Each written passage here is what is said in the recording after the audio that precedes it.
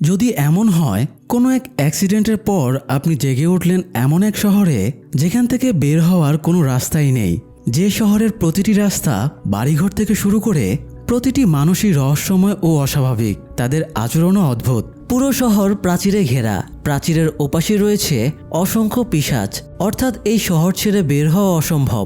আপনি যতই এই শহরের রহস্য সমাধান করতে যাবেন ততই জটিল হয়ে উঠবে রহস্যের বেড়াজাল। কেমন হবে তখন? আমাদের আজকের গল্প ঠিক এমনই। ইথান নামের একজন সিক্রেট গভর্নমেন্ট এজেন্ট কিছু নিখোঁজ মানুষকে খুঁজে বের করতে যায় ওয়েওয়ার্ড পাইন্স নামের এক শহরে। শান্ত ও সুন্দর এই শহরের আড়ালে লুকিয়ে আছে ভয়ানক সব রহস্য। এখানে কথা বলার স্বাধীনতা নেই, প্রশ্ন করার স্বাধীনতা নেই, এমনকি নিয়ম ভঙ্গ করলে শাস্তি মৃত্যুদণ্ড। শহরটা এমন কেন? কে তৈরি করেছে এই শহর? এসব নিয়মই বা কেন বানালো?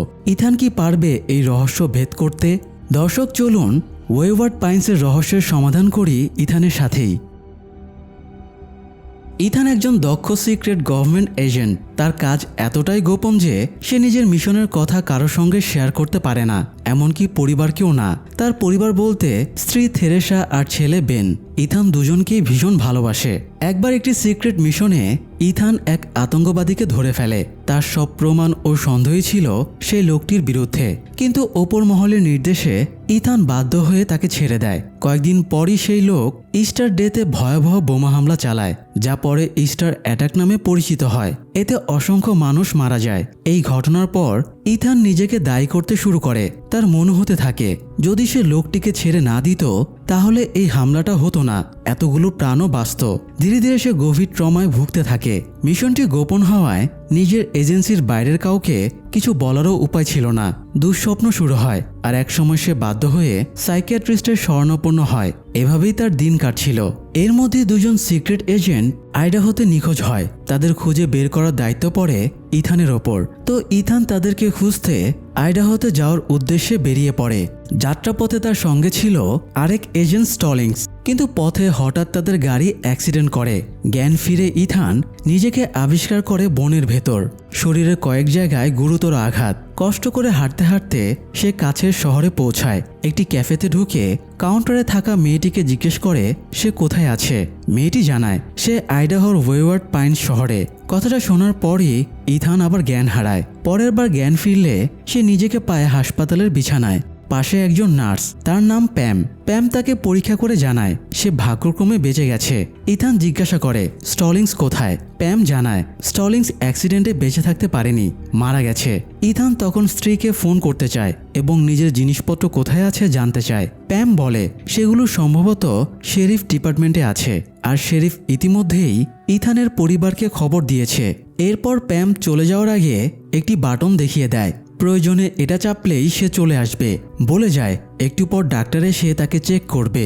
অন্যদিকে ইথানের অ্যাক্সিডেন্টের খবর তার স্ত্রী থেরেসা বা ছেলে বেন কিছুই জানে না। থেরেসা বারবার ইথানের ফোনে কল করছে, কিন্তু কোনো সংযোগ পাচ্ছে না। ওদিকে ওয়াশিংটনের সিয়াটেলে সিক্রেট সার্ভিসের হেডকোয়ার্টারে ইথানের সিনিয়র অফিসার অ্যাডাম এই অ্যাক্সিডেন্টের খবর জানতে পারেন। একজন এজেন্ট অ্যাডামকে জানায় যে গাড়িতে অ্যাক্সিডেন্ট হয়েছে সেখানে শুধু স্টলিংসের লাশ পাওয়া গেছে, ইথানের কোনো চিহ্নই নেই। অ্যাডাম সন্দেহ করে বলে হতে পারে ইথান গাড়িতেই ছিল না, অথবা তার দেহ এতটাই পুড়ে গেছে যে কিছুই অবশিষ্ট নেই। অ্যাডাম থেরেসাকে আগে থেকেই চেনে, তাদের মধ্যে বন্ধুত্ব আছে। সে থেরেসাকে কল করে ইথানের অ্যাক্সিডেন্টের খবর দেয়। এদিকে হাসপাতালে ঘন্টার পর ঘন্টা পেরিয়ে গেলেও কোনো ডাক্তার ইথানকে দেখতে আসে না। তার সন্দেহ বাড়তে থাকে। প্যাম আবার এলে ইথান জিজ্ঞাসা করে ডাক্তার এখনো কেন আসেনি। প্যাম বিষয়টাকে হালকাভাবে নিয়ে মজা করে বলে ডাক্তার ক্যারল একটি সিরিয়াস সার্জারিতে ব্যস্ত। ইথান তখন জিজ্ঞাসা করে তাহলে বাকি স্টাফরা কোথায়, কেমন হাসপাতাল এটা? প্যাম বলে সবাই আছে, কিন্তু যার যার কাজে ব্যস্ত। ইথান ফোন ব্যবহার করতে চাইলে প্যাম জানায় পেশেন্ট রুমে টেলিফোন রাখা হয় না, বলে সে এখন ইথানের জন্য খাবার আনতে যাচ্ছে। প্যাম চলে যেতেই ইথান বেড থেকে উঠে পড়ে, নিজের পোশাক পরে হাসপাতাল ছাড়ার সিদ্ধান্ত নেয়। লিফটে উঠতে গেলে প্যাম এসে লিফটের দরজা পা দিয়ে আটকে দেয়, বলে তার শরীর এখনো ভালো নয়, সে চিন্তিত। কিন্তু ইথান কারো কথা শোনে না। সে হাসপাতাল ছেড়ে বেরিয়ে যায়। হাসপাতাল থেকে বের হয়ে সে সোজা শেরিফ অফিসে যায়, কিন্তু সেখানে গিয়ে দেখে তালা ঝুলছে। বাধ্য হয়ে সে যায় বিয়ার গার্ডেন নামের একটি বারে। বারে থাকা বারটেন্ডার মেয়েটি জানায় কিচেন অল্পক্ষণের মধ্যেই বন্ধ হবে। সে কি খেতে চায়? ইথান বার্গার অর্ডার করে এবং জানায় তার কাছে ওয়ালেট নেই, সব জিনিস শেরিফ অফিসে রাখা। মেয়েটি বলে সমস্যা নেই, পরে দিলেও চলবে। এরপর সে নিজের নাম জানায় বেভারলি। ইথান বেভারলিকে বলে সে সিক্রেট সার্ভিসের মিশনে এসে অ্যাক্সিডেন্টে পড়েছে। বেভারলির সঙ্গে কথা বলে ইথানের ভালো লাগে, কারণ এই শহরে বেভারলি একমাত্র মানুষ যে স্বাভাবিকভাবে আচরণ করছে। ইথান বাড়িতে কল করার জন্য একটি ফোন চায়। বেভারলি ফোন দেয় এবং খাবার নিয়ে আসে। ইথান থেরেসাকে কল করে, কিন্তু নাম্বার অফ দেখালে ইথান একটি ভয়েস মেসেজ রেখে দেয়। সে কোথায় আছে ও কী অবস্থায় আছে সব জানায়। খাবার নিয়ে ফিরে বেভারলি জানতে চায় সিক্রেট সার্ভিস এজেন্ট হিসেবে সে এখানে কেন এসেছে। ইথান জানায় বিল আর কেট নামের দুইজন এজেন্ট নিখোঁজ হয়েছে, তাদের খুঁজতেই সে এসেছে। ইথান জিজ্ঞাসা করে সম্প্রতি নতুন কাউকে শহরে আসতে দেখেছে কিনা। বেভারলি জানায় ইথান ছাড়া অনেকদিন নতুন কোনো মানুষ সে এখানে দেখেনি। এরপর একটা কাগজে ইথানকে নিজের ঠিকানা লিখে দেয়। ইথান জিজ্ঞাসা করে এটা তাকে কেন দিল। বেভারলি তখন বলে ইথানের ফোন, ওয়ালেট কিছুই তার সাথে নেই। যদি কোনো প্রয়োজন হয় তাহলে যাতে এই ঠিকানায় তার সাথে যোগাযোগ করে। বেভারলি চলে গেলে ইথান কাগজটি ভাঁজ করতে গিয়ে দেখে উল্টো পাশে লেখা ওয়েওয়ার্ড পাইন্সে কোনো ঝিঝি পোকা নেই। ইথান বুঝতে পারে না বেভারলি তাকে এই বার্তাটা কেন দিল। সেই রাতে ইথান রাস্তায় হাঁটছিল, হঠাৎ ঝোপের ভেতর থেকে ঝিঝি পোকার ডাক শুনে তার সন্দেহ হয়। কাছে গিয়ে দেখে সেখানে কোনো পোকা নেই, আছে একটি রেকর্ডার যেখান থেকে কৃত্রিমভাবে ঝিঝি পোকার শব্দ বাজছে। কিন্তু কেউ এটা করবে কেন? রাতে ইথান একটি হোটেলে ওঠে। শরীর ভীষণ ক্লান্ত থাকায় সকালে দেরি করে ঘুম ভাঙে। চেক আউটের সময় হোটেল বয় রূঢ়ভাবে তাকে রুম ছাড়তে বলে, কারণ ইথান পেমেন্ট করেনি। বলেছিল ওয়ালেট হারিয়ে গেছে, পরে দেবে। এদিকে থেরেসা আর কলব্যাক করেনি। হোটেল থেকে বের হয়ে ইথান বেভারলির দেওয়া ঠিকানায় যায়। গিয়ে দেখে বাড়িটি পরিত্যক্ত, ঝোপঝাড়ে ভরা। কিন্তু বেভারলি তাকে এই ঠিকানায় বা কেন দিল? বাড়ির ভেতরে ঢুকে ঘুরতে ঘুরতে ইথান এক ভয়াবহ দৃশ্য দেখে। যে এজেন্টদের খুঁজতে সে এসেছে তাদের একজনের নাম ছিল বিল ইভান্স। সে বিলকে হাত পা বাঁধা অবস্থায় বিছানার মৃত পড়ে থাকতে দেখে, লাশ পচে গেছে। এটা দেখে ইথান সরাসরি শেরিফ অফিসে যায়। রিসিপশনে এক মহিলা বসে তাস খেলছিল। সে শেরিফের অফিস দেখিয়ে দেয়। ভেতরে গিয়ে ইথান দেখে শেরিফ টেবিলের ওপর পা তুলে বসে আইসক্রিম খাচ্ছে। ইথান নিজের পরিচয় দেয়, সে সিক্রেট সার্ভিস এজেন্ট ইথান। শেরিফও নিজের নাম জানায়, আর্নল্ড পপ। ইথান জানায় সে একটি বাড়িতে এজেন্ট বিলের মৃতদেহ পেয়েছে। ঠিকানাটি তাকে এক বারটেন্ডার দিয়েছে। এরপর সে একটি ফোন কল করতে চায়, কিন্তু শেরিফ বলে আগে মৃতদেহ সংক্রান্ত সব তথ্য দিতে হবে, তারপর কল করতে পারবে। ইথান বাড়ির ঠিকানা দেয় এবং কেট হেইসন নামের আরেক এজেন্টের নিখোঁজ হওয়ার রিপোর্ট করে। ইথান শেরিফের সঙ্গে মৃতদেহ দেখতে যেতে চাইলে শেরিফ স্পষ্টভাবে জানায় সে চায় না ইথান তার সঙ্গে যাক। ইথান তখন নিজের জিনিসপত্র, ফোন, ওয়ালেট, ব্রিফকেস সম্পর্কে জিজ্ঞাসা করে। শেরিফ জিজ্ঞাসা করে যে এইসব জিনিস তার কাছে কোত্থেকে আসবে। ইথান জানায় হাসপাতালে নার্স বলেছিল এগুলো শেরিফ অফিসে আছে, কিন্তু শেরিফ বলে তার কাছে এসব কিছুই নেই। শেরিফের ব্যবহার ইথানের প্রতি মোটেও বন্ধুত্বপূর্ণ নয়, কিন্তু কেন? এদিকে সিয়াটেলে সিক্রেট সার্ভিসের ফরেনসিক টিম জানায় যে গাড়িতে অ্যাক্সিডেন্ট হয়েছে তাতে ইথানের উপস্থিতির কোনো প্রমাণই পাওয়া যায়নি। তাহলে প্রশ্ন থেকে যায় ইথান যদি সত্যি সেই গাড়িতে ছিল তবে তার কোনো চিহ্ন নেই কেন? আর সিক্রেট সার্ভিস অফিসে বা কেন ইথানকে খুঁজে পাচ্ছে না? যাই হোক, শেরিফ অফিস থেকেই ইথান আবার থেরেসাকে কল করে। ফোন বন্ধ থাকায় সে আবার একটি ভয়েস মেসেজ রেখে দেয়। এবারও জানায় সে এখন কোথায় আছে। এরপরে সে সিয়াটেলের সিক্রেট সার্ভিস হেডকোয়ার্টারে ফোন করে। মার্সি নামের এক মেয়ে কল রিসিভ করলে ইথান জানায় সে অ্যাডামের সঙ্গে কথা বলতে চায়, কারণ অ্যাডামই তার সিনিয়র যিনি তাকে এই মিশনে পাঠিয়েছিলেন। ওপাশ থেকে মার্সি জানায় অ্যাডাম এই মুহূর্তে অফিসে নেই। ইথান তখন অ্যাডামের সেলফোন নম্বর চায়। মার্সি বলে পার্সোনাল ইনফরমেশন শেয়ার করার নিয়ম নেই, আর সে নতুন জয়েন করেছে। তখন ইথান বুঝতে পারে এই কারণেই মেয়েটা তাকে চিনতে পারছে না। সে শুধু মার্সিকে বলে অ্যাডাম এলে যেন তাকে জানায় যে ইথান ফোন করেছিল। এরপর কল কেটে দেয়। কারো সঙ্গে যোগাযোগ করতে না পেরে ইথান ক্ষেপে যায়। শেরিফ অফিস থেকে বের হয়ে সে আবার সেই বারে যায় বেভারলির সঙ্গে দেখা করতে, কিন্তু সেখানে গিয়ে দেখে বেভারলি নেই। একজন ছেলে বারে কাজ করছিল। ইথান বেভারলির কথা জিজ্ঞেস করলে ছেলেটা জানায় এই বারে বেভারলি নামে কেউ কাজ করে না, এমনকি এখানে কোনো মেয়ে বারটেন্ডারই নেই। এই স্পষ্ট মিথ্যা কথায় ইথান রেগে যায়। মাথায় তীব্র যন্ত্রণা শুরু হয়। সে ছেলেটার কলার চেপে ধরে কিন্তু ছেলেটা তাকে ধাক্কা দিয়ে ফেলে দেয়। এরপর ছেলেটা একটি স্যাটেলাইট ফোনে কারোর সঙ্গে কথা বলে জানায় 10, 16, 28 অবস্থা ভালো না। কিন্তু লোকটা ইথানকে এই কোড নাম্বারে সম্বোধন করলো কেন? এই প্রশ্ন মাথায় ঘুরতেই ইথান জ্ঞান হারায়। যেদিন ইথান ওয়েওয়ার্ড পাইন্স মিশনে রওনা হয়েছিল সেদিন ছিল তার ছেলে বেনের জন্মদিন। ইথান, থেরেসা আর বেন পার্কে দাঁড়িয়ে কেক কাটছিল। ঠিক সেই সময় ইথানের কাছে কল আসে, তাকে কয়েকদিনের জন্য একটি মিশনে যেতে হবে। সে থেরেসাকে জানিয়ে সেখান থেকেই রওনা দেয়। ইথান প্রায় এমন গোপন মিশনে যায়, তাই থেরেসা বা বেনের কাছে বিষয়টি অস্বাভাবিক লাগেনি। এমনকি ইথান নিজেও ভাবতে পারেনি এই মিশন তাকে এমন এক ফাঁদে আটকে দেবে। জ্ঞান ফিরে ইথান আবার নিজেকে ওয়েওয়ার্ড পাইন্স হাসপাতালের বিছানায় পায়। এবার তার হাত পা শক্ত করে বাঁধা। কিছুক্ষণ পর এক ব্যক্তি সেখানে আসে। সে নিজের পরিচয় দেয় ডক্টর জেকিন্স, একজন সাইকিয়াট্রিস্ট। ইথানের স্মৃতিশক্তি ঠিক আছে কিনা নিশ্চিত হতে সে কিছু প্রশ্ন করে। তারপর জানায় ইথানের মাথায় ইন্টারনাল ব্লিডিং হয়েছে, যা অত্যন্ত বিপজ্জনক, তাই তার জরুরি সার্জারি প্রয়োজন। ইথান বলে সে কোনো সমস্যা অনুভব করছে না, এখানে সে কোনো সার্জারি করবে না। সে সিয়াটেল বা বইজির কোনো সার্জনের সঙ্গে কথা বলতে চায়। এরপর নিজের বাঁধন খুলে দিতে বলে। বাঁধন না খোলায় ইথান ক্ষেপে যায়। ঠিক তখনই নার্স প্যাম এসে তার শরীরে জোর করে একটি সেডেটিভ ইনজেকশন দিয়ে দেয়। এরপর স্ট্রেচারে করে ইথানকে অপারেশন থিয়েটারের সামনে রেখে সবাই চলে যায়। ঠিক সেই মুহূর্তে বেভারলি আসে।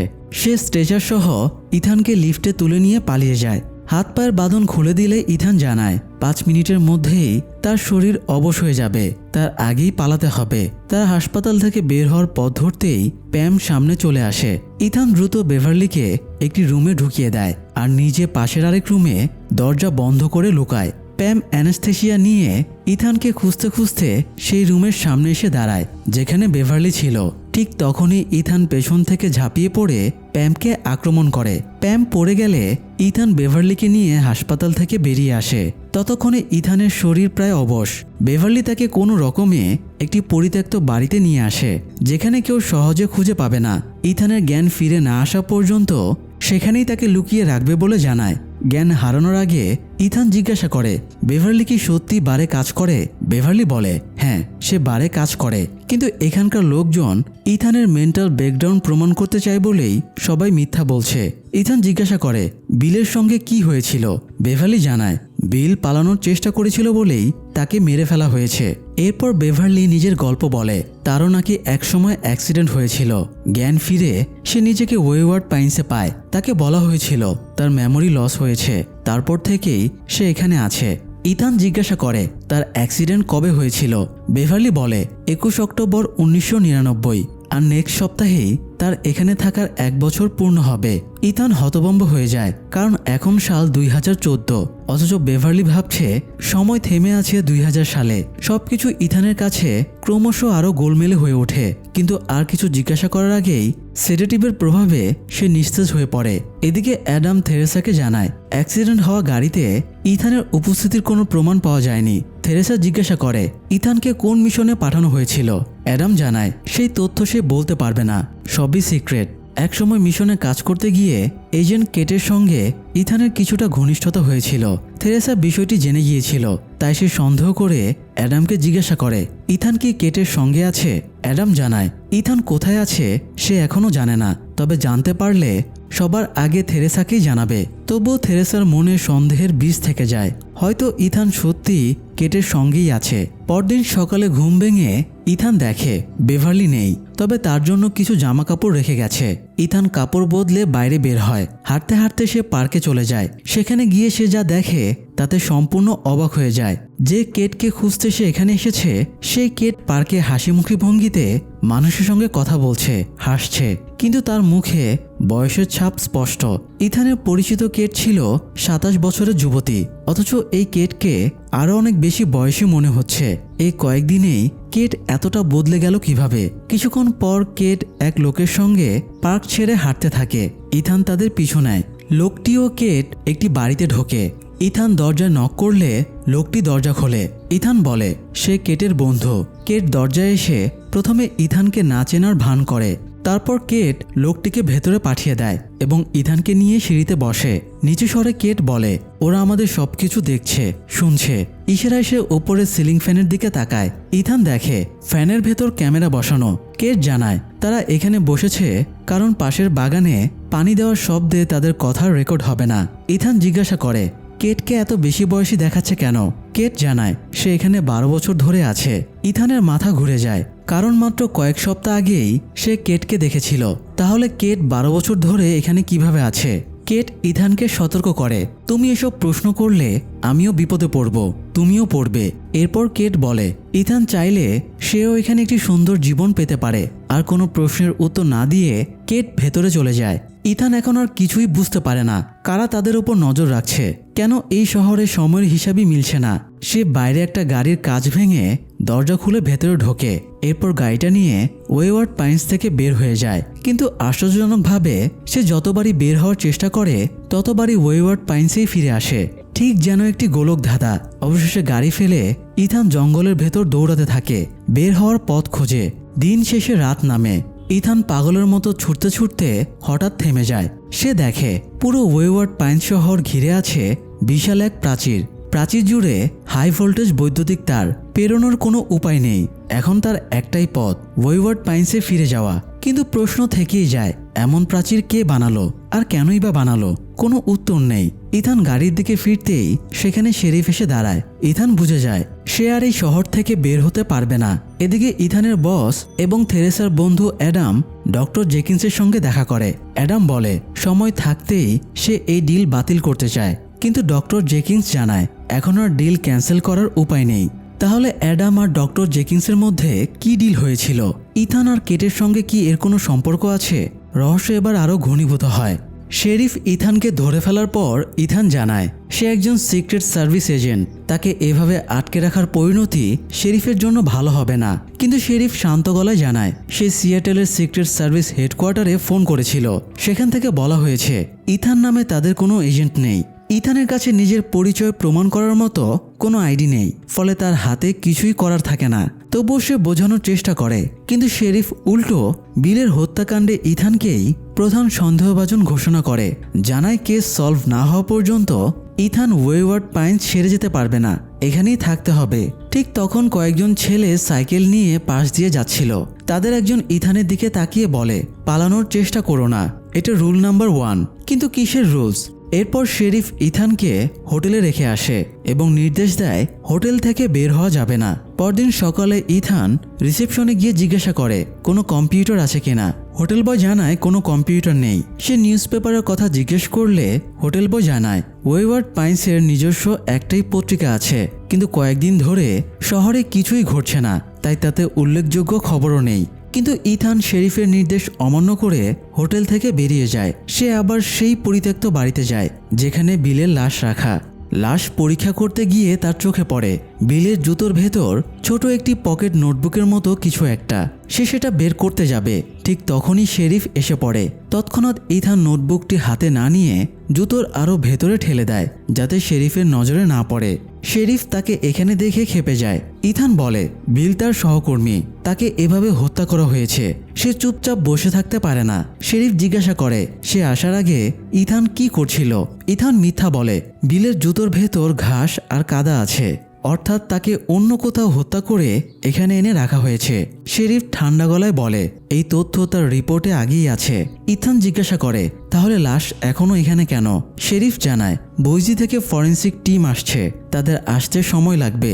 তারপর ইথানকে স্পষ্টভাবে সতর্ক করে এই কেসে আর নাক গলানো যাবে না। সেখান থেকে বের হয়ে ইথান বারে যায় বেভারলির কাছে। বেভারলি তখন ফ্লোর মুছছিল, ব্যাকগ্রাউন্ডে গান বাজছিল। ইথান তাকে জামা কাপড় দেওয়ার জন্য ধন্যবাদ জানায় এবং বলে তার কিছু প্রশ্ন আছে, কিন্তু বেভারলি টপিক ঘুরিয়ে দেয়। হঠাৎ ইথানকে নাচতে বলে। নাচের সময় বেভারলি খুব কাছে এসে কানের কাছে ফিসফিস করে বারের চেয়ারগুলোর নিচে মাইক আছে, আমাদের আস্তে কথা বলতে হবে। ইথান যখন জিজ্ঞাসা করে বেভারলি বলেছিল বিল পালানোর চেষ্টা করেছিল বলেই তাকে মারা হয়েছে, সে কিভাবে পালাতে চেয়েছিল। বেভারলি জানায় তারও বিলের সঙ্গে পালানোর কথা ছিল। বিল তার প্ল্যান একটি নোটবুকে লিখে রেখেছিল। ইথান বলে সে সেই নোটবুকটি বিলের জুতোর ভেতর দেখেছে। কিন্তু এখনও হাতে পায়নি। বেভারলি জানায় তার বিকেল 4টায় ছুটি হবে। সে ইথানকে কিছু টাকা দেয় এবং কবরস্থানে তার সঙ্গে দেখা করতে বলে। ঠিক তখনই বারে আরেকজন লোক ঢুকে পড়ে। তাদের কথোপকথন সেখানেই থেমে যায়। বার থেকে বের হয়ে ইথান একটি রেস্টুরেন্টে যায় ফোন করার জন্য। সে আবার থেরেসাকে কল করে, না পেয়ে এবার সিয়াটেলের সিক্রেট সার্ভিস হেডকোয়ার্টারে ফোন করে। কল রিসিভ করে আবার সেই মার্সি। সে জানায় ইথানের বার্তা সে অ্যাডামের কাছে পৌঁছে দিয়েছে। ইথান জিজ্ঞাসা করে তাহলে অ্যাডাম এখনও কল ব্যাক করেনি কেন? মার্সি বলে সে এই বিষয়ে কিছু জানে না। কল কেটে দেওয়ার আগে ইথান হঠাৎ জিজ্ঞাসা করে, তুমি কি সিয়াটেল হেডকোয়ার্টারের 7th ফ্লোরের রিসেপশনে বসে আছো? মার্সি বলে হ্যাঁ। ইথান ঠান্ডা গলায় বলে সিক্রেট সার্ভিস হেডকোয়ার্টারে কোনো 7th ফ্লোরই নেই। মার্সির মিথ্যা ধরা পড়তেই সঙ্গে সঙ্গে সে কল কেটে দেয়। যাই হোক, রেস্টুরেন্টে কাজ করা রুবি নামের এক মেয়ের কাছ থেকে কফি নিয়ে বিল দিতে গিয়ে ইথান খেয়াল করে টাকাগুলো নকল। ইথান রুবিকে জিজ্ঞাসা করে কেটকে কোথায় পাওয়া যাবে। রুবি জানায় কেট একটি টয় স্টোরে কাজ করে। ইথান টয় স্টোরে গিয়ে কেটের সঙ্গে দেখা করে। কেট তাকে দেখে খোঁজ খবর নেয়। কিছুক্ষণ পর ইথান যাকে আগে কেটের সঙ্গে দেখেছিল সেই লোকটাও আসে। কেট ইথানকে পরিচয় করিয়ে দেয়, তার নাম হারলন, সে কেটের স্বামী। হারলন আবার নিজের কাজে চলে গেলে ইথান অবাক হয়ে যায়। এত অল্প সময়ের মধ্যেই কেট বিয়ে করে ফেলেছে। ইথান কেটকে বলে পুরো শহর নকল টাকায় ভরা। কেটের মতো ট্রেন্ড এজেন্টের এটা বুঝতে পারার কথা, তাহলে সে কেন পদক্ষেপ নিচ্ছে না কেন? কিন্তু কেট এই প্রশ্নের সরাসরি উত্তর দেয় না, বরং বলে বিলের মৃত্যুতে সে গভীরভাবে শোকাহত। বিলের স্ত্রী আর সন্তানের জন্য তার খারাপ লাগছে। কেটের কাছ থেকে ইথান জানতে পারে ওয়েভার্ড পাইন্সে এসে বিল প্যাট্রিসিয়া নামের এক মেয়েকে বিয়ে করেছিল। তাদের একটি সন্তানও আছে। স্টোর থেকে বের হওয়ার সময় ইথানের চোখ পড়ে দেয়ালে টানানো একটি নোটিশে। তাতে লেখা পালানোর চেষ্টা করা যাবে না, অতীত নিয়ে কোনো কথা বলা যাবে না, অতীত জীবনের কোনো স্মৃতিচারণ করা যাবে না, সবসময় ফোনের কল রিসিভ করতে হবে। ইথান বুঝে যায় এটা শুধু একটি শহর নয়, এটি একটি খাঁচা। কিন্তু এসব নিয়মই বা কে বানিয়েছে? ঠিক সেই সময় কেটের টেলিফোনে কল আসে আর ইথান সেখান থেকে বেরিয়ে আসে। সে যায় বিলের বাসায়, যেখানে এখন তার স্ত্রী আর সন্তান থাকে। বিলের স্ত্রী জানায় তাদের বিয়ে হয়েছে 1 বছর আগে এবং তাদের একটি বাচ্চাও আছে। ইথান তাকে জানায় বিল আর সে একই এজেন্সিতে কাজ করত। বিলকে খুঁজতেই সে ওয়েভার্ড পাইন্সে এসেছে আর এসে দেখেছে বিলকে খুন করে ফেলা হয়েছে। কিন্তু বিলের স্ত্রী অবাক হয়ে বলে বিলকে কেউ খুন করেনি, সে আমার চোখের সামনে আত্মহত্যা করেছে। এই কথা বলেই সে ইথানের মুখের ওপর দরজা বন্ধ করে দেয়। ইথান আবার শেরিফ অফিসে যায়। সেখানে জানতে পারে বিলের মৃতদেহ ইতিমধ্যে ফরেন্সিক টিম এসে হাসপাতালের মর্গে নিয়ে গেছে। ইথান লাশ দেখতে চাইলে শেরিফ তাকে কঠোরভাবে মানা করে এবং বলে এই বিষয় থেকে দূরে থাকো। কিন্তু ইথান কথা শোনে না। শেরিফ অফিস থেকে বের হয়েই সে সোজা হাসপাতালের দিকে যায়। হাসপাতালে গিয়ে সবার অগোচরে মর্গে ঢুকে পড়ে। দ্রুত বিলের জিনিসপত্র তল্লাশি করে সে সেই ডায়েরি খুঁজে পায় যেটা আগে জুতোর ভেতর লুকানো ছিল। কেউ আসার আগে ইথান ডায়েরিটি নিজের পকেটে ঢুকিয়ে নেয়। ঠিক তখনই নার্স প্যাম সেখানে এসে পড়ে। ইথান সঙ্গে সঙ্গে সেখান থেকে বেরিয়ে আসে। যাওয়ার আগে সে প্যামকে জিজ্ঞাসা করে তুমি একজন নার্স হয়েও মর্গে কি করছো? প্যাম নির্লিপ্ত গলায় বলে যেখানে আমাকে প্রয়োজন সেখানেই আমাকে যেতে হয়। প্যামের আচরণ আর কথাবার্তা সম্পূর্ণ অস্বাভাবিক ও সন্দেহজনক। তাহলে কি এই সব রহস্যের পেছনে প্যামই লুকিয়ে আছে? যাই হোক, মর্গ থেকে বের হয়ে হাসপাতালের করিডোর ধরে হাঁটছিল ইথান। তখন তার চোখে পড়ে 2 জন নার্স স্ট্রেচারে করে থেরেসা আর বেনকে নিয়ে যাচ্ছে। কিন্তু কাছে গিয়ে সে আর কাউকে দেখতে পায় না। খুঁজতে খুঁজতে সে ডক্টর জেকিন্সের কাছে চলে যায় এবং জানায় যে সে তার স্ত্রী ও ছেলেকে দেখেছে। ডক্টর জেকিন্স তাকে বলে মাথায় ইন্টারনাল ব্লিডিং হওয়ার কারণে তার হ্যালুসিনেশন হচ্ছে, সে আসলে এমন কিছুই দেখেনি। ইথান জোর দিয়ে বলে সে নিজের মেডিকেল রিপোর্ট নিজের চোখে দেখতে চায়। ডক্টর জেকিন্স সম্মতি দেন, তবে শর্ত রাখেন ইথানকে তার কথা শুনতে হবে, কারণ এভাবে চলতে থাকলে সত্য আর মিথ্যার পার্থক্য বোঝা তার পক্ষে অসম্ভব হয়ে যাবে। ঠিক তখন প্যাম এসে পৌঁছালে ডক্টর জেকিন্স তাকে ইথানের রিপোর্ট আনতে বলে, কিন্তু ইথান আর কোনো কথা না শুনেই হাসপাতাল থেকে বেরিয়ে আসে। এদিকে সিয়াটেলে থেরেসা হন্যে হয়ে ইথানকে খুঁজছে, বারবার অ্যাডামকে অনুরোধ করছে ইথানকে কোথায় পাঠানো হয়েছিল তা বলতে। অ্যাডাম শুধু আশ্বস্ত করে যে সে সর্বোচ্চ চেষ্টা করছে ইথানকে খুঁজে বের করার। অথচ ইথান এখন ওয়েভার্ড পাইন্সেই রয়েছে।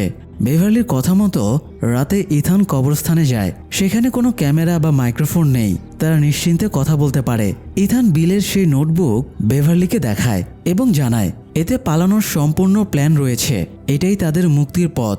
বেভারলি তখন বলে পালানোর আগে ইথানকে তার শরীর থেকে মাইক্রোচিপ সরাতে হবে। এই চিপের মাধ্যমেই তাদের সার্বক্ষণিক ট্র্যাক করা হচ্ছে। ইথান হতবাক হয়ে জানতে পারে এই শহরের প্রত্যেক মানুষের শরীরেই এমন চিপ বসানো আছে। কথা শুনে ইথান নিজের পায়ের চিপ কেটে বের করে ফেলে এবং পকেটে রেখে দেয়, যাতে কারো সন্দেহ না হয়। এখন সে চাইলে যে কোনো জায়গায় চিপ রেখে অন্যদিকে যেতে পারবে। লোকেশন দেখাবে এক জায়গায়, অথচ তারা থাকবে অন্যখানে। ইথান একজন সিক্রেট সার্ভিস এজেন্ট, তাই বেভারলি তাকেই পালানোর পূর্ণ পরিকল্পনা তৈরির দায়িত্ব দেয়।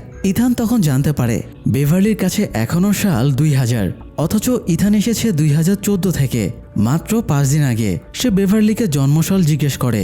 বেভারলি জানায় 1960, অর্থাৎ 1960 থেকে 2014। কিন্তু বেভারলিকে দেখে একেবারেই এত বয়স্ক মনে হয় না। ইথান কিছুই বুঝতে পারে না, এমনকি কবরের ফলকেও কোনো নাম বা সাল লেখা নেই। বেভারলি জানায় শুরুর দিকে তার কিছুই মনে পড়তো না, ধীরে ধীরে অতীতের স্মৃতি ফিরে এসেছে, কিন্তু কিছু করার ছিল না, তাই সব মেনে নিয়েই বেঁচেছিল। সে বিলের সাথে পালাতে চেয়েছিল, কিন্তু বিলকেও হত্যা করা হয়েছে। তখনই ইথান জানতে পারে শেরিফ শহরের সবার সামনে বিলকে হত্যা করেছে, অথচ বিলের স্ত্রী বলেছিল সে আত্মহত্যা করেছে। ইথান আরও নিশ্চিত হয় এখানে সবকিছুই মিথ্যার ওপর দাঁড়িয়ে। এরপর ইথান আর বেভারলি শহরের রাস্তায় হাঁটতে হাঁটতে কথা বলে। একটি দোকানে ক্যামেরা লাগানো ছিল। ইথান কিছুটা দূরে গিয়ে নিজের চিপ বেভারলির কাছে লুকিয়ে দেয়। পরে একা দোকানের সামনে দিয়ে হাঁটার সময় দেখে ক্যামেরা কাজ করছে না, অর্থাৎ ক্যামেরাগুলো তাদের শরীরের মাইক্রোচিপের মাধ্যমেই মুভমেন্ট ট্র্যাক করে। ইথান এই তথ্য বেভারলিকে জানায়। সে প্রশ্ন করে শহরে গাড়ি এত কম কেন? বেভারলি জানায় 1 বছরে সে আকাশে কোনো প্লেনও দেখেনি। ঠিক তখন কেট আর হ্যারল্ড এসে পড়ে। ইথান মিথ্যা বলে সে আর বেভারলি ডেট করছে। কেট পরদিন সন্ধ্যায় তাদের ডিনারে আমন্ত্রণ জানায়। ইথান রাজি হয়। পরদিন সকালে ইথান নিজের চিপ হোটেল রুমের বিছানায় স্কচ টেপ দিয়ে আটকে রেখে বেরিয়ে যায়, যাতে লোকেশন হোটেলেই দেখায়। আর সে বাইরে গিয়ে সব পর্যবেক্ষণ করতে পারে। বিলের নোটবুকের ম্যাপ ধরে সে পালানোর পথ দেখে আসে। এদিকে বারে বেভারলি কাজ করছিল। প্যাম আর শেরিফের অফিসের কর্মী আর্লিন সেখানে খেতে আসে। তারা ইথানকে নিয়ে কথা বলে। আর্লিন জানায় ইথান শেরিফকে চাপে ফেলেছে। প্যাম বলে ইথান তাকে ধাক্কা দিয়েছিল, সে নাকে ব্যথা পেয়েছে। আর্লিন খেয়াল করেছে বেভারলি ইদানিং ইথানের সঙ্গে বেশি কথা বলছে। প্যাম জিজ্ঞেস করে তারা ডেট করছে কিনা। বেভারলি জানায় ইথানের স্ত্রী আছে, তাই সেই প্রশ্নই আসে না। তখন আর্লিন ও প্যাম তাকে অতীত নিয়ে কথা বলতে নিষেধ করে। এদিকে ইথান ফিরে এসে বেভারলিকে পালানোর পরিকল্পনা বুঝিয়ে দেয়। রাতে কেটের বাসায় ডিনারে গিয়ে প্রথমে সে ওয়াশরুমে মাইক বা ক্যামেরা আছে কিনা চেক করবে। কিছুক্ষণ পর বেভারলিও গিয়ে নিজের চিপ সেখানে লুকিয়ে রাখবে। এরপর ডিনার শেষে তারা বেরিয়ে গেলেও লোকেশন কেটের বাসায় দেখাবে। এই সময়ের মধ্যেই তারা পালাবে। ডিনারে গিয়ে ইথান নিজের চিপ ডাইনিং টেবিলের নিচে স্কচ টেপ দিয়ে আটকে দেয়। এরপর ওয়াশরুমে গিয়ে নজরদারি কিছু আছে কিনা খুঁজতে থাকে। এদিকে গল্প করতে করতে বেভারলি ভুল করে নিজের অতীত বলে ফেলে। পোর্টল্যান্ডে তার একটি মেয়ে আছে। সে সঙ্গে সঙ্গে বুঝতে পারে সে নিয়ম ভেঙে ফেলেছে। তো বেভারলি একটা রুলস ভঙ্গ করে ফেলে বেশ নার্ভাস হয়ে পড়ে। ইথান ওয়াশরুম থেকে এলে সে ওয়াশরুমে যায়, আর সেখান থেকে ইথানকে না বলেই বের হয়ে যায় বাসা থেকে। অনেকক্ষণ পরও বেভারলি ফিরে না এলে কেট দেখতে যেতে চাইলে ইথান বলে সে নিজেই চেক করবে। গিয়ে দেখে বেভারলি নেই। ফিরে এসে সে বলে বেভারলির পেট খারাপ হওয়ায় সে চলে গেছে। কিন্তু কেট আর হ্যারল্ড ততক্ষণে সব বুঝে গেছে। তারা শহরবাসীকে জানিয়ে দেয় ইথান ও বেভারলি পালানোর চেষ্টা করছে। ইথান বেভারলির কাছে গিয়ে জানতে পারে সে নিয়ম ভেঙেছে, এখন হয়তো তাকে শাস্তি দেওয়া হবে। বেভারলি অনুরোধ করে তার যদি কিছু হয় ইথান যেন তার মেয়ের কাছে গিয়ে তার কথা জানায়। ইথান প্রতিশ্রুতি দেয়। হঠাৎ শহরের সব বাড়ির টেলিফোন একসাথে বেজে ওঠে। বেভারলি জানায় বিলকে হত্যার আগেও ঠিক এমনটাই হয়েছিল, এবার তাদের পালা। ইথান বেভারলিকে পালাতে বলে এবং নিজে শহরবাসীকে ডিস্ট্র্যাক্ট করে। ইথান পালাতে পারলেও বেভারলি ধরা পড়ে। শহরের মানুষ মঞ্চের মতো একটি স্থানে জড়ো হয়। সবার সামনে নিয়ম ভঙ্গ ও পালানোর অপরাধে শেরিফ ছুরি দিয়ে বেভারলির গলা কেটে হত্যা করে। একটি বাড়ির জানালা দিয়ে ইথান পুরো দৃশ্য দেখে। এই শহরে নিয়ম ভঙ্গের শাস্তি এভাবেই দেওয়া হয়। এখানকার মানুষের চোখে এটাই বিচার। বেভারলিকে হত্যা করার পর একটি ছোট মেয়ে মঞ্চে এসে ফুল রাখে। এরপর শেরিফ শহরবাসীকে শপথের মতো করে সব নিয়ম আবার উচ্চারণ করায়। শহরের সবার সম্মতিতেই বেভারলিকে হত্যা করা হলো। তাহলে কি এই শহরের সবাই এই রহস্যের সঙ্গে জড়িত? এই শহর আসলে কি? এদিকে বহুদিন ধরে ইথানের কোনো খোঁজ না পেয়ে থেরেসা ও বেন আইডাহোর উদ্দেশ্যে রওনা হয়। সেখানকার সিক্রেট সার্ভিসের কোয়ার্টার থেকে যদি কোনো সূত্র পাওয়া যায় এই আশায়। তারা কি পারবে ইথানকে খুঁজে বের করতে? যাই হোক, বেভারলির বিচার বা বলা যায় প্রকাশ্যে হত্যা শেষ হলে কেট আর হ্যারল্ড বাসায় ফিরে আসে। কেট হ্যারল্ডকে ওপরে যেতে বলে আর নিজে চা বানানোর জন্য নিচে থেকে যায়। কিচেনে গিয়ে সে কেটলিতে পানি বসায়। সেখানে আগে থেকে ইথান লুকিয়েছিল। কেট সেটা বুঝতে পেরেছিল বলেই হ্যারল্ডকে ওপরে পাঠিয়েছে। ইথান কেটকে বলে সে একসময় কেটকে পছন্দ করেছিল তার সাহসের জন্য, কিন্তু এখন সেই সাহস কোথায়? মানুষকে এভাবে নির্বিচারে হত্যা করে সেটাকেই তারা বিচার বলছে। বেভারলিকে যেভাবে মারা হয়েছে সেটা ভয়ঙ্কর এবং অন্যায়। কেট তো খারাপ মানুষ ছিল না, তাহলে সে এমন হলো কিভাবে? কেট কোনো উত্তর দেয় না, বরং ইথানকে চা অফার করে। ইথান কেটকে প্রস্তাব দেয় তার সঙ্গে চলে যেতে। সে হেডকোয়ার্টারে বলবে কেটের ব্রেন ওয়াশ করা হয়েছিল যাতে কেট শাস্তি না পায়। তবুও কেট রাজি হয় না। কেট শুধু বলে বেভারলি নিয়ম ভেঙেছিল তাই শাস্তি পেয়েছে, কিন্তু ইথান এটা মানতে পারে না। সে বলে বেভারলি শুধু নিজের মেয়ের কাছে ফিরতে চেয়েছিল, এটা কোনো অপরাধ হতে পারে না। ঠিক তখন কেটলিতে পানি ফুটে জোরে শব্দ হতে থাকে। কেট দ্রুত ইথানের কাছে এগিয়ে যায় এবং ফিসফিস করে বলে শেরিফি তাদেরকে বলেছিল নজর রাখতে। কেট যদি বেভারলির পালানোর কথা না জানাতো তাহলে বিপদ তাদের ওপরেই আসতো। এরপর কেট ইথানের মাইক্রোচিপটি ফেরত দেয় এবং বলে এটা আবার শরীরে রাখতে, যাতে শেরিফ বুঝতে না পারে ইথান চিপ খুলে ফেলেছিল বা পালানোর সঙ্গে জড়িত ছিল। ইথান চলে যাওয়ার সময় ঘরের টেলিফোন বেজে ওঠে। সে কেটকে জিজ্ঞেস করে ফোন ধরছে না কেন। কেট শান্তভাবে বলে কলটা ইথানের জন্যই এসেছে। ইথান শেষবারের মতো কেটকে সঙ্গে যাওয়ার অনুরোধ করে। কেট বলে সে পারবে না। ইথান বলে সে এই শহর থেকে বের হয়েই দেখাবে। এদিকে থেরেসা আর বেনের ধারণা ইথান ইচ্ছাকৃতভাবে যোগাযোগ বন্ধ করেছে এবং কেটের সঙ্গেই আছে। তবুও থেরেসার মনে গভীর সন্দেহ। ইথান বিপদে পড়েছে বলেই চুপ আছে। তারা বয়জি শহরের সিক্রেট সার্ভিস অফিসে ইথানের খোঁজ নিতে যায়। থেরেসা রিসিপশনের মহিলাকে জানায় তার স্বামী ইথান সিয়াটল অফিসের এজেন্ট এবং এখানকার এক এজেন্ট কেটের সঙ্গে তার যোগাযোগ আছে। বহুদিন ধরে ইথানের কোনো খোঁজ নেই। তার ধারণা ইথান কেটের সঙ্গে কোনো মিশনে আছে। সে জানতে চায় তারা এখন কোথায় বা সর্বশেষ কোথায় ছিল। মহিলাটি জানায় এই তথ্য গোপনীয়, সিনিয়র অফিসারের অনুমতি ছাড়া দেওয়া যাবে না। মহিলাটি যখন সিনিয়রের কাছে যায় তখন থেরেসার সুযোগ নিয়ে তার কম্পিউটার দিয়ে সিক্রেট সার্ভিস সিস্টেমে ঢুকে পড়ে। সে ইথানের আইডিতে লগ ইন করে। পাসওয়ার্ড হিসেবে আন্দাজে বেনের জন্ম তারিখ দেয়। অবিশ্বাস্যভাবে সেটাই কাজ করে। সেখান থেকে সে ইথানের সর্বশেষ লোকেশন বের করে নেয় এবং অফিস থেকে লুকিয়ে বেরিয়ে আসে। এরপর সে লোকেশনের দিকে রওনা দেয়, কিন্তু থেরেসা যে ইথানের আইডিতে লগ ইন করেছে সেটা অ্যাডাম জানতে পারে। সঙ্গে সঙ্গে সে ডক্টর জেকিন্সকে ফোন করে সব জানিয়ে দেয়। ডক্টর জেকিন্স শুধু বলে সে নিজেই বিষয়টা হ্যান্ডেল করবে। তাহলে কি ইথানের নিখোঁজ হওয়ার পেছনে অ্যাডামের হাত আছে? ইথানের সিনিয়র সরকারি এজেন্ট এবং থেরেসার বন্ধু হওয়া সত্ত্বেও অ্যাডাম কেন এমন করলো? তবে কি ওয়েওয়ার্ড পাইন্স কোনো গোপন সরকারি প্রজেক্ট? থেরেসা আর বেন ইথানের শেষ লোকেশন অনুযায়ী একটি গ্যাস স্টেশনে পৌঁছায়। ক্যাশ কাউন্টারের লোককে ইথানের ছবি দেখিয়ে জিজ্ঞেস করে তারা কি এখানে এসেছিল? লোকটি জানায় হ্যাঁ এসেছিল, সঙ্গে আরেকজনও ছিল।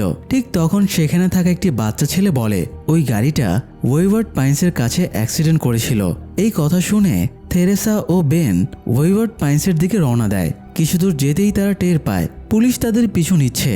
থেরেসা বুঝতে পারে না কেন, কারণ সে কোনো ট্রাফিক আইন ভাঙেনি। গাড়ি থামাতেই ওয়েওয়ার্ড পাইন্সের শেরিফ নেমে আসে। তার হাতে একটি বড় ইনজেকশন সিরিঞ্জ, ভেতরে ভরা পেট্রোল। সে হেঁটে আসতে আসতে ইচ্ছাকৃতভাবে রাস্তায় পেট্রোল ছড়িয়ে দেয়। থেরেসার কাছে এসে সে মিথ্যে বলে গাড়ি থেকে তেল লিক করছে। প্রমাণ হিসেবে রাস্তায় ছড়ানো পেট্রোল দেখায়। তারপর গাড়ি ঠিক করার অজুহাতে ইচ্ছাকৃতভাবে পেট্রোল পাইপ কেটে দেয়। তাহলে কি ডক্টর জেকিন্সই শেরিফকে পাঠিয়েছে থেরেসা ও বেনকে দুর্ঘটনার ফাঁদে ফেলে মেরে ফেলার জন্য? যাই হোক, ইথান কোনো না কোনো তথ্য পাবে এই আশায় বেভারলির বাসায় যায়। সে ঘরে ঘুরে ঘুরে দেখতে থাকে। হঠাৎ কথার আওয়াজ পেয়ে আড়ালে লুকায়। দেখে ওয়েওয়ার্ড পাইন্সের সম্পত্তি দেখাশোনা করা এক ব্রোকার বেভারলির বাড়িটি অন্য কাউকে দেওয়ার পরিকল্পনা করছে। লোকটি ইথানকে দেখে ফেলে এবং চুপচাপ ইশারায় তাকে চলে যেতে বলে। ইথান বাধ্য হয়ে সেখান থেকে বেরিয়ে আসে।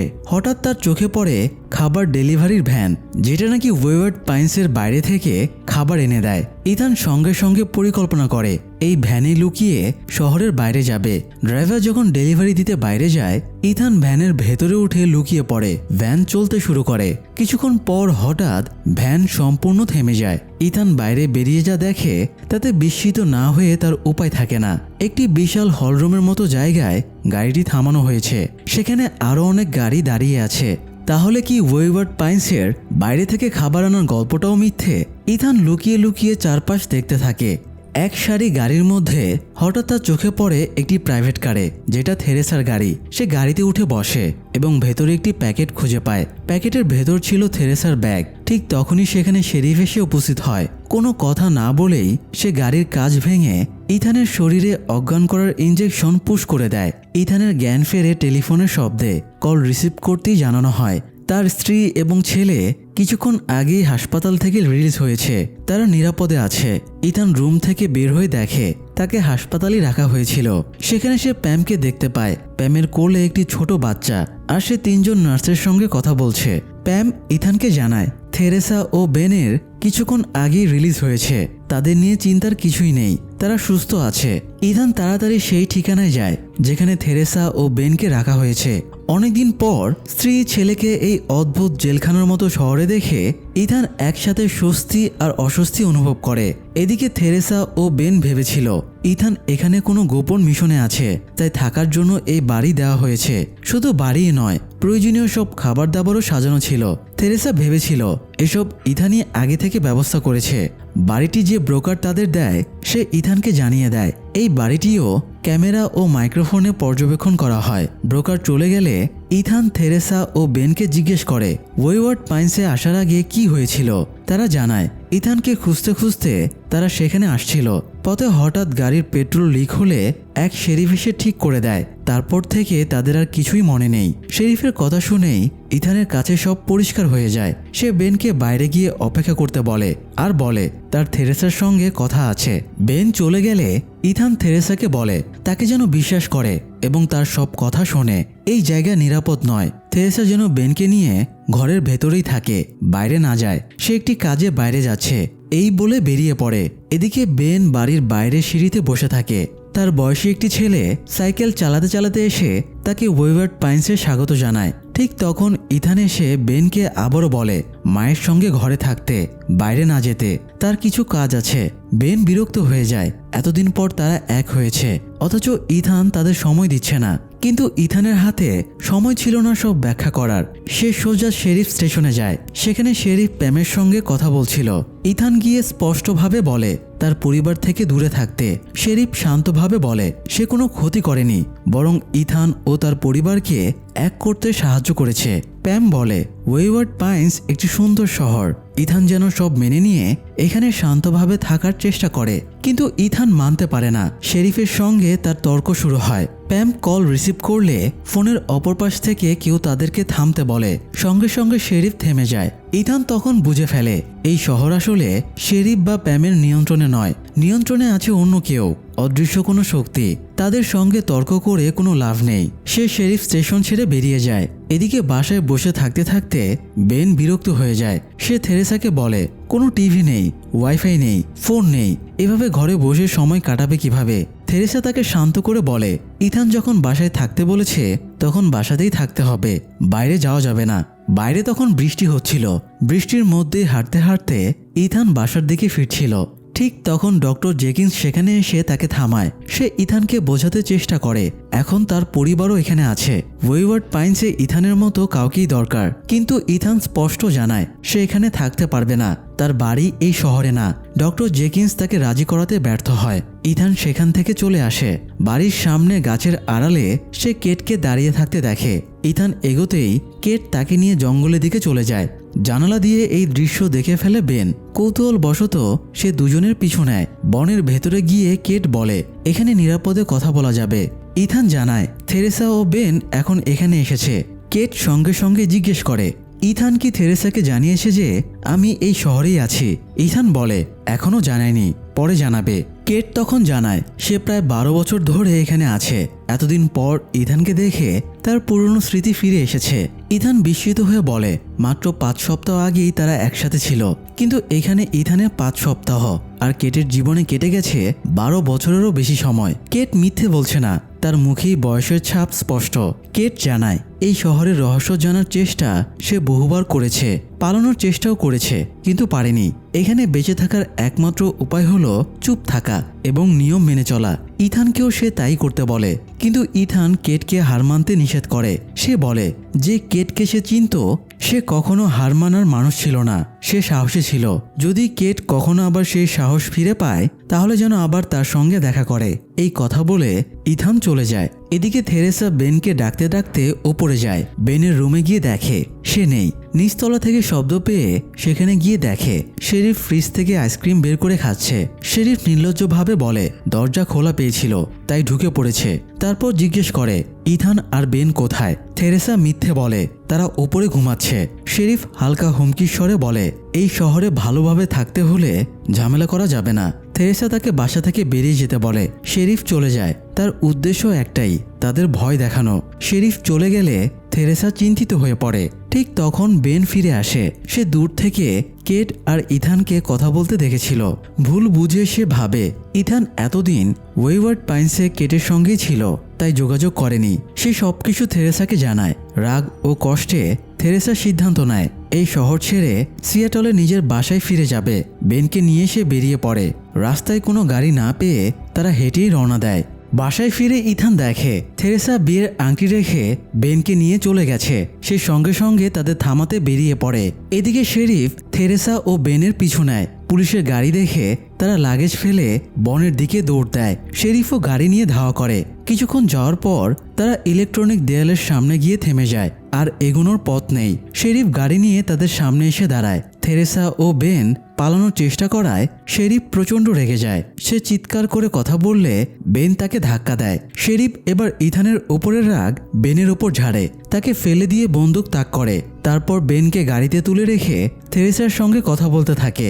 ঠিক তখন ইথান সেখানে পৌঁছে যায়। দূর থেকে সে দেখে শেরিফ থেরেসার দিকে বন্দুক তাক করে রেখেছে। ইথান শেরিফের ওপর ঝাঁপিয়ে পড়ে। ধস্তাধস্তিতে ইথান নিচে পড়ে যায় আর শেরিফ তার দিকে বন্দুক তাক করে গুলি করতে যায়। সেই মুহূর্তে বেন গাড়ি চালিয়ে শেরিফকে ধাক্কা দেয়। আহত শেরিফ ইথানকে বলে সে ভাবছে ইথান সত্য জানতে চায়, কিন্তু সত্য এতটাই ভয়ানক ইথান তা জানলে আর কখনো আগের মতো থাকতে পারবে না। ইথান শেরিফের পিস্তল তুলে তাকে গুলি করে। শেরিফ সঙ্গে সঙ্গেই মারা যায়। ইথান তখন পাশে পড়ে থাকা একটি চাবি নেয়। গাড়ির চাবি ভেবে সুইচ চাপ দিতেই সামনের ইলেকট্রনিক দেয়ালের একটি অংশ দরজার মতো খুলে যায়।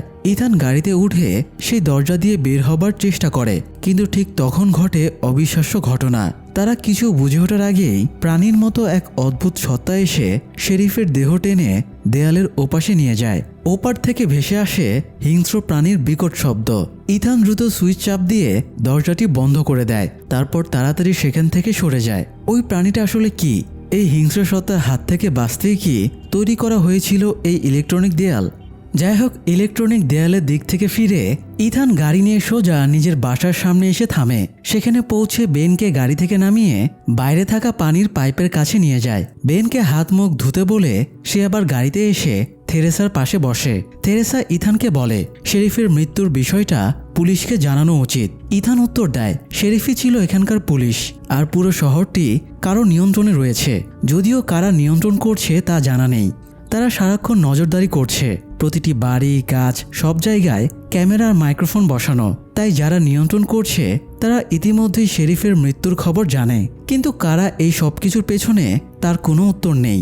ইথান থেরেসাকে জানায় এই শহরে ভালোভাবে বেঁচে থাকার একমাত্র উপায় হলো সুখী থাকার অভিনয় করা, সবকিছু যেমন চলছে তেমনই চলতে দেওয়া। সে নিজেও বিল ও কেটের নিখোঁজ হওয়ার পর তাদের খুঁজতে বের হয়েছিল। হঠাৎ এক দুর্ঘটনার পরই সে নিজেকে এখানে আবিষ্কার করে, ঠিক যেমনটা বেন আর থেরেসার ক্ষেত্রেও ঘটেছে। এই কথা চলাকালেই থেরেসা হঠাৎ খেয়াল করে বেন যেখানে ছিল সেখানে নেই। মুহূর্তের জন্য দুজনেই আতঙ্কিত হয়ে পড়ে। দ্রুত গাড়ি থেকে নেমে দেখে বেন রাস্তার ধারে দাঁড়িয়ে আছে। একজন সাইকেল আরোহী তাকে একটি পার্সেল দিয়ে গেছে। পার্সেলের ভেতরে ছিল ওয়েওয়ার্ড পাইন্স একাডেমির স্কুল ইউনিফর্ম ও ভর্তি কাগজ, যেখানে লেখা পরদিন থেকেই বেনকে স্কুলে যোগ দিতে হবে। এর মানে একটাই, যারা সবকিছু নিয়ন্ত্রণ করছে তারা চায় সবকিছু স্বাভাবিক দেখাক। শেরিফকে হত্যা করার পরও তারা কোনো দৃশ্যমান পদক্ষেপ নেবে না। পরদিন সকালে ইথান শেরিফের অফিসে যায় এই আশায় যে সেখানে কোনো তথ্য পাওয়া যাবে। গত রাতে শেরিফের কাছ থেকে নেওয়া চাবি দিয়েই সে দরজা খুলে ভেতরে ঢোকে। শেরিফ মারা গেছে, তাই নির্বিঘ্নে অনুসন্ধান করা যাবে। ইথান যখন অস্ত্রের লকার খুলে একটি পিস্তল নিচ্ছিল, ঠিক তখনই শেরিফের সহকারী আর্লিন কেক হাতে ভেতরে আসে। সে ইথানকে নতুন শেরিফ হিসেবে অভিনন্দন জানায়। এরপর মেয়র ব্র্যাড ফিশার একজন সাংবাদিককে নিয়ে সেখানে আসে। ইথানের সঙ্গে হ্যান্ডশেক করে ছবি তোলে, যেন খবরটি সেদিনই সংবাদপত্রে ছাপা যায়। ইথান মেয়রকে জিজ্ঞেস করে তাকে শেরিফ হিসেবে কে নিয়োগ দিয়েছে। মেয়র জানায় সে নয়, কে নিয়োগ দিয়েছে তা সে বলতে পারবে না, শুধু বলে এখানে বেশি প্রশ্ন করা নিষেধ, নিয়ম মেনে চলাই একমাত্র পথ। আর ইথানের মতো একজন পাওয়ারফুল মানুষকে শেরিফ হিসেবে পেয়ে তারা খুবই খুশি। ইথানের সামনে আর কোনো বিকল্প ছিল না, সে পরিস্থিতি মেনে নেয় এবং শেরিফ হিসেবে দায়িত্ব পালন শুরু করে। এদিকে থেরেসা বেনকে স্কুলে নিয়ে যায়। ওয়েওয়ার্ড পাইন্সে বেনের প্রথম স্কুল ডে। স্কুলের দায়িত্বে রয়েছে মেয়রের স্ত্রী মেগান ফিশার, সেই বেনের টিচার। মেগান এগিয়ে এসে বেনকে রিসিভ করে এবং স্কুলের নিয়মকানুন বুঝিয়ে দেয়। মেগান থেরেসাকে জানায় স্কুলের ভেতরে কোনো অ্যাডাল্ট ঢুকতে পারবে না, প্যারেন্ট হলেও না। অজ্ঞতা থেরেসা বিকেলে বেনকে রিসিভ করতে আসবে বলে ফিরে যায়। এদিকে ইথান শেরিফের অফিসের ডেস্কের নিচে ফ্লোরে ফাঁপা শব্দ পায়। ফ্লোরম্যাট সরিয়ে সেখানে একটি গোপন লকার খুঁজে পায়। লকারের ভেতরে একটি বক্সে অনেক মানুষের তথ্য ফাইল করে রাখা। ওয়েওয়ার্ড পাইন্সের বাইরে তারা কেমন ছিল আর এখানে এসে কে কি করছে সব বিস্তারিত লেখা। সেখানে সে মেয়রের ফাইলও পায়। ওয়েওয়ার্ড পাইন্সের বাইরে মেয়র ছিল শিকাগোর একজন টেলিকমিউনিকেশন অ্যাডভাইজার। সেখানে তার স্ত্রী, একটি মেয়ে ও একটি ছেলে ছিল, কিন্তু এখানে এসে সে আবার বিয়ে করেছে। এরপর ইথান আর্লিনের ফাইল পড়ে জানতে পারে সে আগে স্কুল বাস ড্রাইভার ছিল এবং স্বামীর নির্যাতনের শিকার হয়েছিল। ফাইলটি পড়ার পর ইথান বাইরে বসে থাকা আর্লিনের দিকে তাকায়, দেখে সে নীরবে কাঁদছে। ইথান কাছে গেলে আর্লিন চোখ মুছে নেয়। ইথান তার ফাইলটি আর্লিনের সামনে রেখে জিজ্ঞেস করে সে তো নিউ জার্সি থেকে এসেছে, সেখানে ফিরে যেতে চায় না কেন? কিন্তু আর্লিন কিছু বলার আগেই প্যাম একজন লোককে ধরে ভেতরে নিয়ে আসে। লোকটির নাম পিটার, এখানকার পাবলিক প্রপার্টি ব্রোকার। প্যাম জানায় পিটার গ্রাফিতি করতে গিয়ে ধরা পড়েছে, তার শাস্তি হলো জনসম্মুখে মৃত্যু।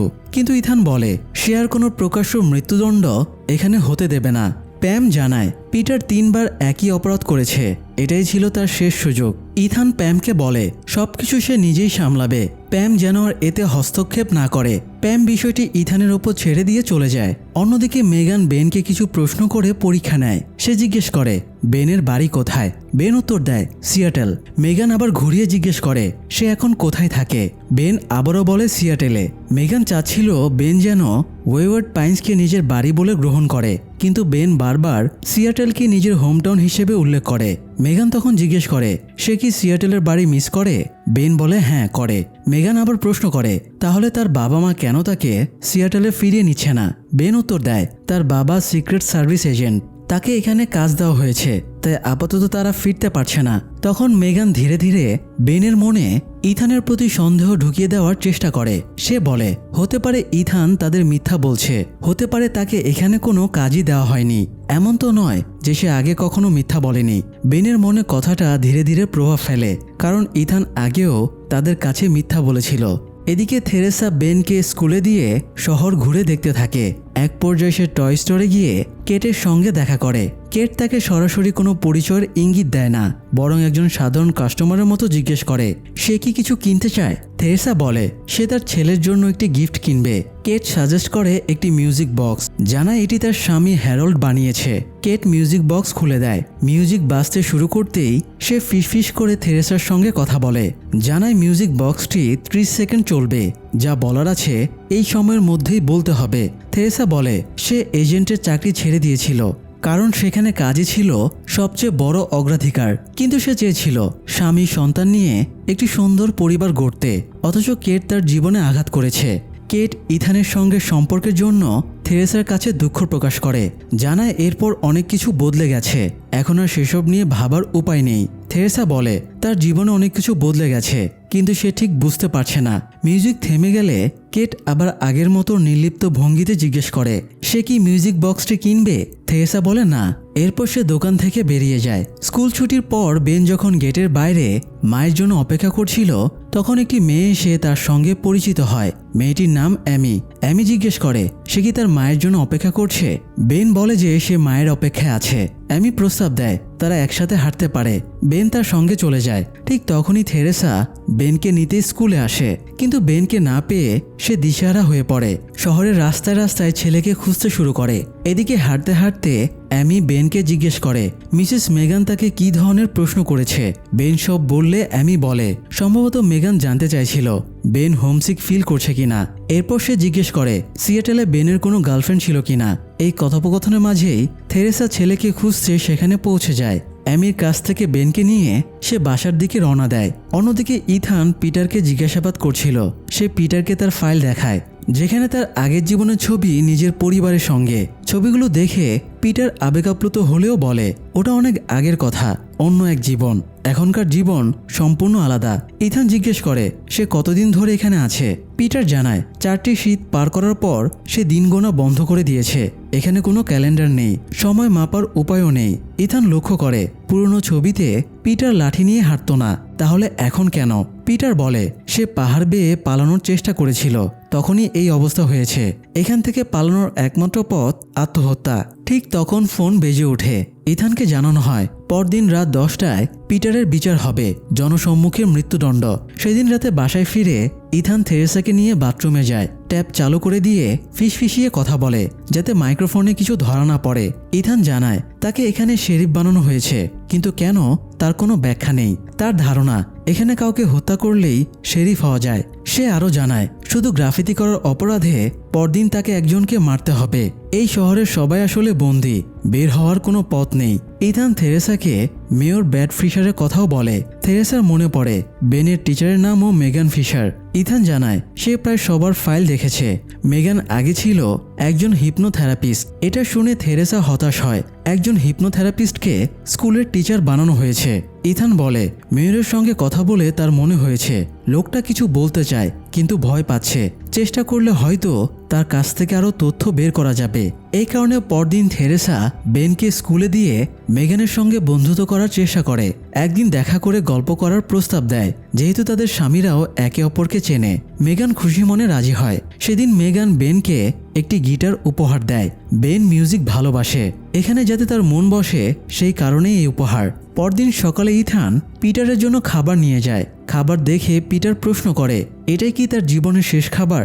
ইথান বলে সে পিটারের কোনো ক্ষতি হতে দেবে না। তখন পিটার নিজের গল্প বলে 2001 সালে সে লস অ্যাঞ্জেলেসে একটি কনফারেন্সে গিয়েছিল।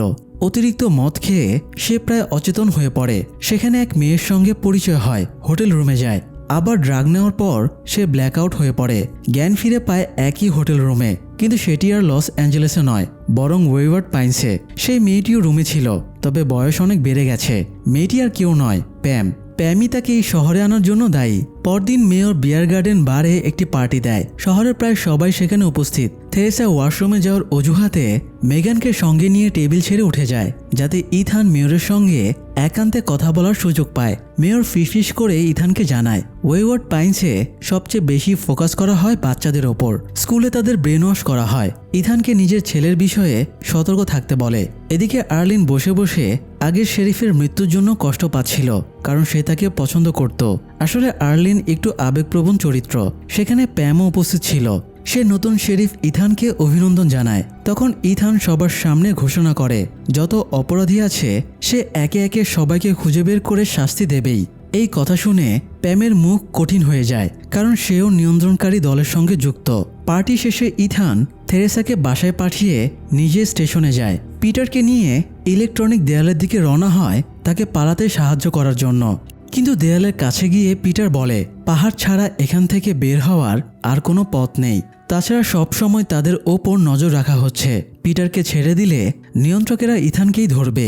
ইথান বলে সে সে কোনো নির্দোষ মানুষকে মরতে দিতে চায় না। পিটার শান্তভাবে বলে, এই কারণেই ইথানের বেঁচে থাকা দরকার এখানকার মানুষের জন্য। এই কথা বলে পিটার ইথানকে জড়িয়ে ধরে, তারপর নিজেকে ইলেকট্রনিক দেয়ালের দিকে ঠেলে দেয় যাতে ক্যামেরায় মনে হয় ইথান তাকে ধাক্কা দিয়েছে।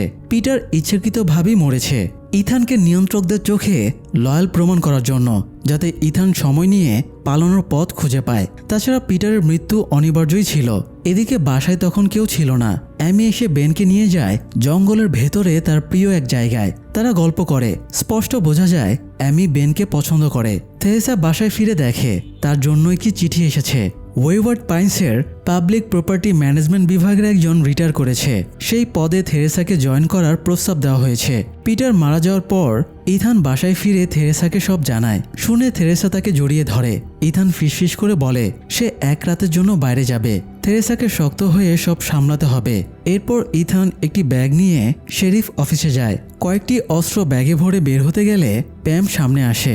প্যাম বলে সে জানে পিটার নিজেই ইচ্ছা করে মরেছে, ইথান তাকে খুন করেনি। ইথান কোনো গুরুত্ব না দিয়ে চলে যায়। সে পাহাড় বেয়ে উপরে ওঠে ওপাশে কি আছে তা দেখার জন্য, এবং বয়জিতে গিয়ে নিজের টিম নিয়ে ফিরে এসে সবাইকে উদ্ধার করার পরিকল্পনা করে। কিন্তু পাহাড়ের চূড়ায় উঠে দূর থেকে সে দেখতে পায় একটি ভয়ঙ্কর প্রাণী হিংস্র চোখে তার দিকে তাকিয়ে আছে। কি সেই প্রাণী? ওরা কি সবখানি ছড়িয়ে আছে? ইথান কি পারবে বয়জিতে পৌঁছাতে? সে কি ওয়েওয়ার্ড পাইন্সের বন্দীদের উদ্ধার করতে পারবে? যাই হোক, ইথান পাহাড়ের চূড়ায় পৌঁছানোর সময় তখন গভীর রাত, চারিদিকে অন্ধকার। দূর থেকে প্রাণীগুলো ইথানের ওপর নজর রাখছিল। চারিদিক থেকে অচেনা শব্দ ভেসে আসতেই ইথান এলোপাথারি গুলি ছুটতে থাকে, কিন্তু প্রাণীগুলো এতটাই দ্রুতগামী যে সে ঠিকমতো দেখতেও পাচ্ছিল না।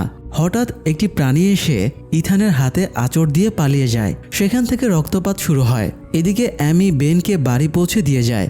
যাওয়ার আগে সে বেনের ঠোঁটে চুমু খায়। এত অল্প সময়ের মধ্যে অ্যামির এমন আচরণ, বেনের প্রতি এত আগ্রহ দেখানো সত্যি অস্বাভাবিক লাগে। পরদিন সকালে বেন জানায় সে একাই বন্ধুদের সঙ্গে স্কুলে যাবে। থেরেসার সঙ্গে যেতে চাইলে সে রাজি হয় না।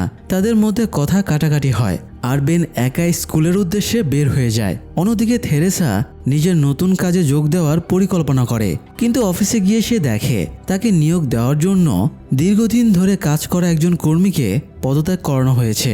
থেরেসার বসের নাম বিল। বিল তাকে কাজ বুঝিয়ে দেয়। থেরেসার দায়িত্ব হলো বিভিন্ন খালি বাড়ি নতুন বাসিন্দাদের বুঝিয়ে দেওয়া। শুরুতেই বিল তাকে একটি প্রপার্টির কাগজ দিয়ে হাসপাতালে যেতে বলে। সেখানে নতুন একজন লোক এসেছে, তাকেই বাড়িটি বুঝিয়ে দিতে হবে।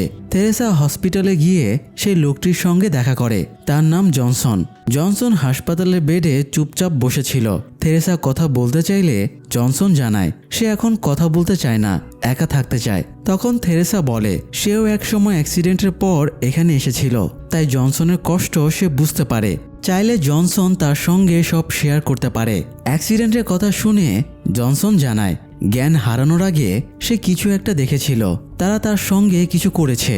সে সেখানে নার্স প্যামকেও দেখেছে। এ সময় থেরেসার চোখে পড়ে হাসপাতালের রুমেও ক্যামেরা ও মাইক্রোফোন বসানো। সে বুঝতে পারে এখানে খোলাখুলি কথা বলা বিপজ্জনক, তাই জনসনের পাশে গিয়ে নিচু স্বরে বলে এই শহর সেফ না, চারিদিকে নজরদারি আছে, সতর্কভাবে কথা বলতে হবে। এরপর সে জনসনের কাছে জানতে চায় সে ঠিক কী দেখেছিল, কিন্তু জনসন কিছু বলার আগেই সেখানে নার্স প্যাম চলে আসে। প্যাম থেরেসাকে জিজ্ঞেস করে বিল কি তাকে জনসনের কাছে পাঠিয়েছে। আসলে জনসন ও থেরেসাকে একসঙ্গে কথা বলতে দেখে সন্দেহ হওয়াতেই প্যাম এসেছে, যাতে তাদের কথোপকথনে ব্যাঘাত ঘটে। প্যাম চলে গেলে থেরেসা জনসনকে যে বাড়িটি দেওয়ার কথা তার ছবি দেখায়, বলে বাড়িটি বড় ও সুন্দর, গিয়ে দেখে আসা উচিত। আসলে এটি ছিল থেরেসার দেওয়া একটি সংকেত, যাতে তারা বাড়িটিতে গিয়ে নির্বিঘ্নে কথা বলতে পারে।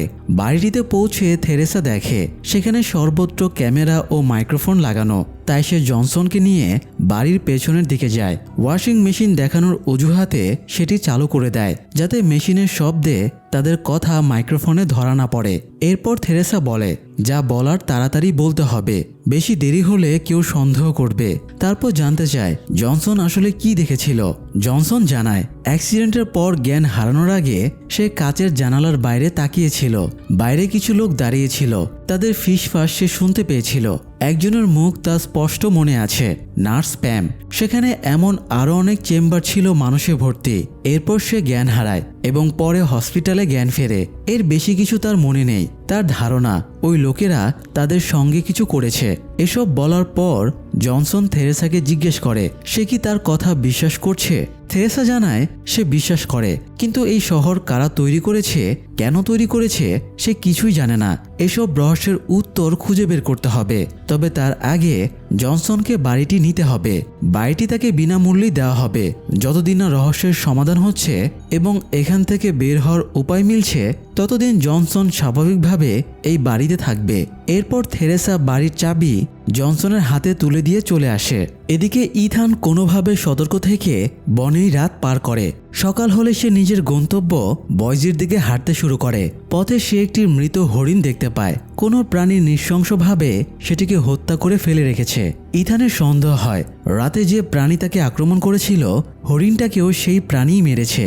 সে হরিণটিকে একটু দূরে টেনে নিয়ে যায় এবং নিজে লুকিয়ে থাকে যাতে প্রাণীটি ফিরে এলে দেখা যায় আসলে সেটি কি। কিছুক্ষণ পর মানুষের মতো দেহ গঠনের তীক্ষ্ণ দাঁত ও নখওয়ালা এক ভয়ঙ্কর প্রাণী এসে হরিণটিকে ছিঁড়ে ছিঁড়ে খেতে শুরু করে। ইথান বিস্ময়ে তাকিয়ে থাকে। এমন প্রাণী যে পৃথিবীতে আছে সে কল্পনাও করেনি। সে বুঝতে পারে ইলেকট্রনিক দেয়ালের ওপাশে এই প্রাণীদেরই বাস। খাওয়া শেষে প্রাণীটি চলে গেলে ইথান আবার ম্যাপ ধরে হাঁটা শুরু করে, কিন্তু কিছু দূর যেতেই তার চোখ ছানাবড়া হয়ে যায়। যেখানে শহর থাকার কথা সেখানে কিছুই নেই, শুধু পরিত্যক্ত ধ্বংসাবশেষ। এত অল্প সময়ের মধ্যে কি এমন ঘটে গেল? এটা কি অন্য কোনো জগৎ নাকি এটাই পৃথিবী? হাজারো প্রশ্ন ইথানের মনে ঘুরপাক খেতে থাকে।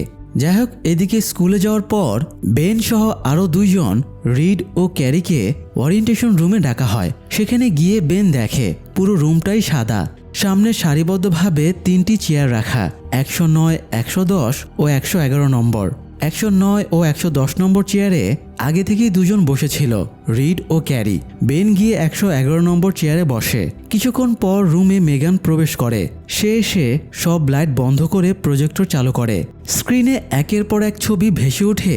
তাদের মতোই 3 জন করে বসে থাকা বিভিন্ন ছেলে মেয়েদের ছবি। প্রতিটি ছবির নিচে ক্রমিক নম্বর লেখা, যেমন 1, 2, 3।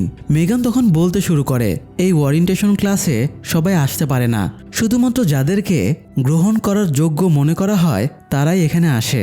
বেন, রিড আর ক্যারি এখানে সবকিছু অ্যাকসেপ্ট করার জন্য প্রস্তুত। এরপর মেগান তাদেরকে ওয়েওয়ার্ড পাইন্সের দেয়ালের বাইরের কিছু ছবি দেখায়। একটি ছবিতে আবছাভাবে একটি অদ্ভুত প্রাণীর অবয়ব দেখা যায়, ঠিক সেই প্রাণী যাকে ইথান বনে দেখেছিল।